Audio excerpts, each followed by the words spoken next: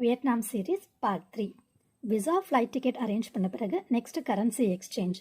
சென்னை ஒரு other Indian சிட்டியில் Vietnam Tang கிடைக்கிறது கொஞ்சம் கஷ்டம். ஸோ நீங்கள் டாலராக கன்வெர்ட் பண்ணிவிட்டு வியட்நாமில் போய் எக்ஸ்சேஞ்ச் பண்ணிக்கலாம். உங்ககிட்ட இன்டர்நேஷ்னல் கார்ட்ஸ் இருந்துச்சுன்னா வியட்நாம் ஏர்போர்ட்லேயே ஏடிஎம்மில் டாங்கை நீங்கள் வித்ட்ரா பண்ணிக்கலாம். 10,000 rupeesக்கு 900 தான் எக்ஸ்சேஞ்ச் ரேட்டாக இருக்கும். அதுவே இந்தியாவில் பார்த்தீங்கன்னா எக்ஸ்சேஞ்ச் ரேட் கொஞ்சம் அதிகமாக இருக்கும். 1 rupee equal to 300 BND. So நீங்கள் 10,000 rupees இந்தியன் மணி எடுத்துகிட்டு போனீங்கன்னா 30 lakhs VND உங்களுக்கு கொடுப்பாங்க.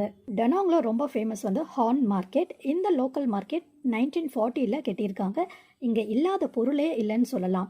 இது ரொம்ப பெரிய மார்க்கெட் அப்படிங்கிறதுனால நீங்கள் நிறைய டைம் ஸ்பெண்ட் பண்ணிங்கன்னா சூப்பரான பொருட்களை வந்து நீங்கள் ஷாப்பிங் பண்ணலாம். இங்கே இருக்கிற 2 பெரிய சேலஞ்சஸ் என்னென்னா, ஃபஸ்ட்டு லாங்குவேஜ். லோக்கல் பீப்புளுக்கு வந்து இங்கிலீஷ் அந்தளவுக்கு தெரியாது. ஸோ நீங்கள் டிரான்ஸ்லேட்டர் போட்டு தான் அவங்க சொல்கிறத புரிஞ்சுக்க முடியும். ரெண்டாவது விஷயம் வந்து ஃபாரினர்ஸ் அப்படிங்கிறதுனால நமக்கு வந்து விலையை அதிகமாக தான் சொல்லுவாங்க. பார்கெயின் பண்ணி தான் வாங்கணும். ஸோ விஎன்டி வேல்யூவும் இந்தியன் வேல்யூவும் நம்மளுக்கு கரெக்டாக கேல்குலேட் பண்ண தெரிஞ்சிருக்கணும். இல்லைன்னா சில பேர் நம்முடைய பர்ஸ்லேருந்தே காசை எடுத்துக்குவாங்க. நெக்ஸ்ட் வீடியோவில் சாண்ட்ரா நைட் மார்க்கெட் பற்றி பார்க்கலாம்.